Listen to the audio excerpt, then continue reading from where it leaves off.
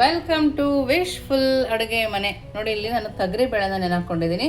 ನಿಮ್ಗೆ ಒಂದು ಬೌಲ್ ಬೇಕಂದರೆ ಒಂದು ಬೌಲ್ ನೆನಾಕೋಬೋದು, ಅರ್ಧ ಬೌಲ್ ನೆನಾಕಿದ್ರೆ ಇಷ್ಟವರೆಗೆ ಬರುತ್ತೆ ನೋಡಿ ತೊಗರಿ ಬೇಳೆ. ಹೆಸರು ಬೇಳೆನೂ ಹಾಗೇ ಅರ್ಧ ಬೌಲ್ ನೆನಾಕಿದೆ, ಅದು ಕೂಡ ನೆಂದು ಇಷ್ಟ ಆಗಿದೆ. ಈಗ ಈ ಎರಡೂ ಬೇಳೆನೂ ಯೂಸ್ ಮಾಡಿ ಒಂದು ಸೂಪರ್ ಆಗಿರೋ ರೆಸಿಪಿನ ಮಾಡೋಣ. ತುಂಬಾ ಹೆಲ್ದಿಯಾಗಿರೋ ರೆಸಿಪಿ.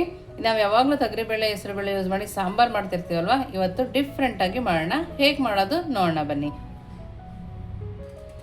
ನೋಡಿ, ಇವಾಗ ಒಂದು ಮಿಕ್ಸಿ ಜಾರನ್ನ ತೊಗೊಂಡು ನಾವು ತೊಗರಿ ಬೇಳೆನ ನೆನೆಸಿದ್ವಲ್ಲ, ಆ ತೊಗರಿ ಬೇಳೆಲಿರೋ ನೀರನ್ನು ತೆಗೆದು ಹಾಕ್ಕೋಬೇಕು. ನಾವು ಇದಕ್ಕೆ ನೀರನ್ನು ಹಾಕೋಬಾರ್ದು. ನೀವು ಬೆಳಗ್ಗೆ ತಿಂಡಿ ಕೂಡ ಮಾಡಿಕೊಂಡ್ರೆ ತುಂಬ ಚೆನ್ನಾಗಿರುತ್ತೆ, ಬೇಗ ಕೂಡ ಆಗುತ್ತೆ. ಬಿಸಿನಲ್ಲೇ ತಿಂದರೆ ತುಂಬ ಟೇಸ್ಟಿಯಾಗಿರುತ್ತೆ. ನೋಡಿ, ಹಾಗೆಯೇ ಹೆಸರು ಬೇಳೆಲಿರೋ ನೀರನ್ನು ತೆಗೆದು ಹಾಕ್ಕೊಳ್ತಾ ಇದ್ದೀನಿ. ನೋಡಿ, ಹೆಸರು ಬೇಳೆ ಹಾಕಾದ್ಮೇಲೆ ಸ್ವಲ್ಪ ಹಸಿಮೆಣಸಿನ್ಕಾಯಿ, ಸ್ವಲ್ಪ ಶುಂಠಿ, ಹಾಗೆಯೇ ಸ್ವಲ್ಪ ಬೆಳ್ಳುಳ್ಳಿ,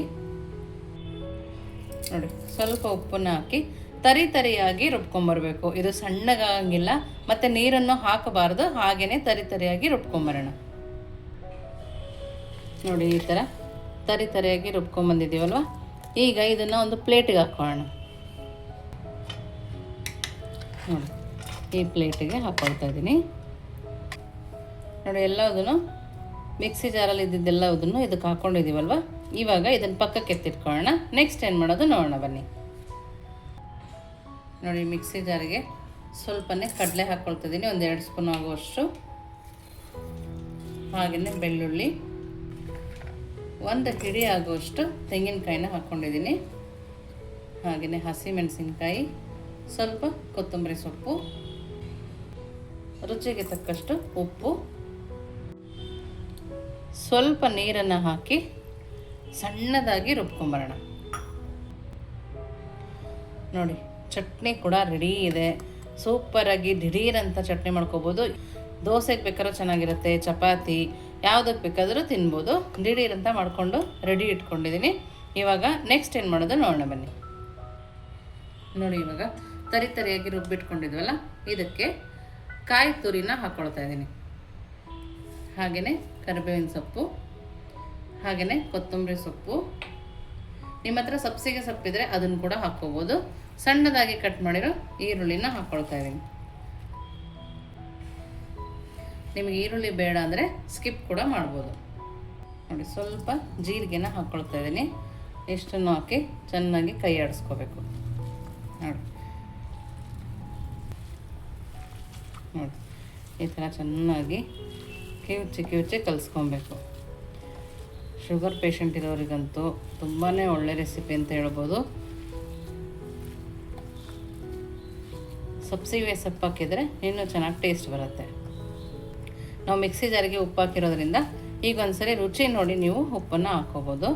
ನೋಡಿ, ನಿಮ್ಗೆ ಯಾವ ಥರ ಬೇಕು ಶೇಪು, ಈ ಥರ ಬೇಕಂದರೆ ಈ ಥರ, ಇಲ್ಲ ಇಡ್ಲಿ ಶೇಪಿಗೆ ಬೇಕಂದರೆ ಇಡ್ಲಿ ಶೇಪಲ್ಲಿ ಕೂಡ ಮಾಡ್ಕೋಬೋದು.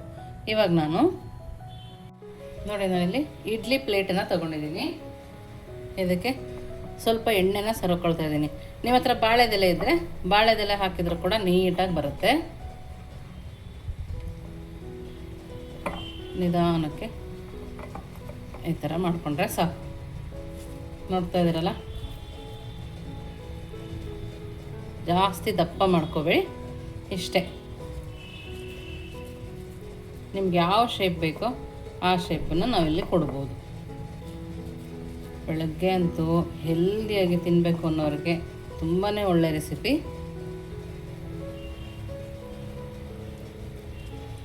ನೋಡಿ, ಈ ಥರ ಮಾಡ್ಕೊಂಡಿದ್ದೀನಿ. ನೋಡಿ, ಇನ್ನೊಂದು ಇಡ್ಲಿ ಪ್ಲೇಟಿಗೂ ಎಣ್ಣೆ ಸರಕೊಂಡು ನೋಡಿ ಈ ಥರ ಶೇಪಲ್ಲಿ ಮಾಡಿಟ್ಕೊಳ್ತಾ ಇದ್ದೀನಿ. ನಿಮ್ಗೆ ಯಾವ ಶೇಪ್ ಬೇಕೋ ಆ ಶೇಪಲ್ಲಿ ನಾವು ಇದನ್ನು ಮಾಡ್ಕೊಬೋದು. ನಾವು ಇದನ್ನು ಮಾಡ್ಕೊಳ್ಳುವಾಗಲೇ ಇಡ್ಲಿ ಪಾತ್ರೆಯಲ್ಲಿ ನೀರನ್ನು ಕಾಯಕ್ಕೆ ಇಟ್ಕೊಂಡಿದ್ದೀನಿ.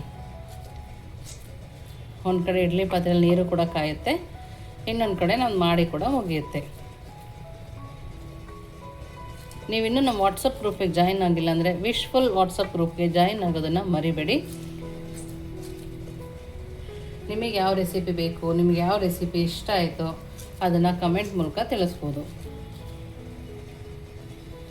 ನೋಡ್ತಾ ಇದ್ದೀರಲ್ಲ, ಒಂದು ಈ ಥರ ರೆಡಿ ಮಾಡ್ಕೊಂಡಿದ್ದೀನಿ, ಇನ್ನೊಂದು ಈ ಥರ ರೆಡಿ ಮಾಡ್ಕೊಂಡಿದ್ದೀನಿ. ನಿಮಗೆ ಯಾವ ಥರ ಬೇಕೋ ಆ ಥರ ರೆಡಿ ಮಾಡ್ಕೊಬೋದು. ಇವಾಗ ಇದನ್ನು ನೋಡಿ, ನಾವು ಇಡ್ಲಿ ಪಾತ್ರೆಯಲ್ಲಿ ನೀರನ್ನು ಬಿಸಿಯಾಗಿ ಇಟ್ಕೊಂಡಿದ್ವಲ್ಲ, ಚೆನ್ನಾಗಿ ಬಿಸಿಯಾಗಿದೆ. ಇವಾಗ ಇದರೊಳಗಡೆ ಇಟ್ಕೊಳ್ಳೋಣ. ನೋಡಿ ಈ ಥರ ರೆಡಿ ಮಾಡಿಕೊಂಡು ಈಗ ಇಟ್ಕೊಂಡಿದ್ದೀವಲ್ಲ, ಇದನ್ನು 5 ರಿಂದ 10 ನಿಮಿಷ ಬೇಯಿಸ್ಕೊಬೇಕು. ನಾವು ಇದನ್ನು ಮಾಡೋದಕ್ಕೆ ಜಾಸ್ತಿ ಎಣ್ಣೆ ಕೂಡ ಬಳಸಿಲ್ಲ, ಹಬೆನಲ್ಲಿ ಮಾಡೋದ್ರಿಂದ ಹೆಲ್ದಿಯಾಗಿ ಕೂಡ ಇರುತ್ತೆ. ಇದನ್ನು 5 ರಿಂದ 10 ನಿಮಿಷ ಮೀಡಿಯಮ್ ಫ್ಲೇಮಲ್ಲಿಟ್ಟು ಬೇಯಿಸ್ಕೊಂಬರೋಣ. ನೋಡಿ ಇವಾಗ 10 ನಿಮಿಷ ಆಗಿದೆ. ಕಲರ್ ಕೂಡ ನೋಡಿ ಎಷ್ಟು ಚೆನ್ನಾಗಿ ಕಾಣಿಸ್ತಾ ಇದೆ. ಇವಾಗ ಸ್ಟವ್ ಆಫ್ ಮಾಡಿ ತಣ್ಣಗಾಕೆ ಬಿಡೋಣ. ನೋಡಿ ಇವಾಗ ಸ್ಟವ್ ಆಫ್ ಮಾಡಿದ್ದೀನಿ, ಇದು ತಣ್ಣಗಾಗಲಿ. ನೋಡಿ ಇವಾಗ ತಣ್ಣಗಾಗಿದೆ. ನೋಡಿ ಎಷ್ಟು ಚೆನ್ನಾಗಿ ಬರ್ತಾಯಿದೆ, ನೋಡ್ತಾ ಇದ್ದೀರಲ್ಲ, ತುಂಬ ಅಂದರೆ ತುಂಬಾ ಚೆನ್ನಾಗಿ ಬರ್ತಾಯಿದೆ. ಸಾಫ್ಟಾಗಿ ಕೂಡ ಇದೆ, ಹೆಲ್ದಿಯಾಗಿ ಕೂಡ ಇದೆ. ಬಿಸಿ ಬಿಸಿನಲ್ಲೇ ತಿಂದರೆ ತುಂಬ ಚೆನ್ನಾಗಿರುತ್ತೆ. ನೋಡಿ ಎಲ್ಲವುದು ತುಂಬ ನೀಟಾಗಿ ಬಂದಿದೆ. ಇವಾಗ ಇನ್ನೊಂದು ಥರ ಮಾಡಿದ್ವಲ್ಲ, ಅದು ಯಾವ ಥರ ಬಂದಿದೆ ನೋಡೋಣ ಬನ್ನಿ. ನೋಡಿ ಎಷ್ಟು ಚೆನ್ನಾಗಿ ಬಿಡಿಸ್ಕೊಳ್ತದೆ, ಒಂಚೂರು ಅಂಟಿಲ್ಲ, ಬೆಂದಿರೋದು ಅಷ್ಟೇ ನೀಟಾಗಿ ಬೆಂದಿದೆ. ಇವಾಗ ಇದನ್ನು ಕೂಡ ತಕ್ಕೊಳ್ಳೋಣ. ನೋಡ್ತಾ ಇದ್ದೀರಲ್ಲ, ಎಲ್ಲದು ಕೂಡ ಮಾಡಿ ರೆಡಿ ಇದೆ. ನೋಡಿ ಸೂಪರಾಗಿದೆ ಅಂತಲೇ ಹೇಳ್ಬೋದು. ಒಳಗಡೆ ಕೂಡ ನೋಡಿ ಕಾಯಿ ಹಾಕಿರೋದ್ರಿಂದ ಅಂತೂ ಅದ್ಭುತವಾದ ಟೇಸ್ಟ್ ಬರುತ್ತೆ. ನೋಡಿ ಇದನ್ನು ತೋರಿಸಿದ್ದೀನಲ್ಲ, ನೋಡಿ ಇದು ಕೂಡ ಇಡ್ಲಿ ಕೂಡ